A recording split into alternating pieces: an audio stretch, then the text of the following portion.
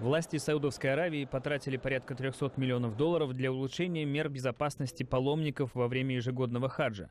Однако давки продолжают случаться. Психологи пытаются понять причины и найти способы их предотвращения. Группы студентов-психологов из Сассекского университета заметили, что есть два типа поведения в толпе. Одни люди считают, что они индивидуумы, и все, что их объединяет с толпой, это общее физическое пространство. Другие уверены, что группу людей, в которой они находятся, объединяет одна социальная идентичность. Мы подготовили группу студентов, убедив их в том, что их что-то объединяет, а потом дали им задание идти на университетскую площадь. По ходу эксперимента мы все записывали на видео. Потом мы сравнили их поведение с теми, кто не был подготовлен. Студенты из первой группы, которых объединял общий признак, например, у всех у них были на голове черные бейсболки, держались друг друга и шли группой.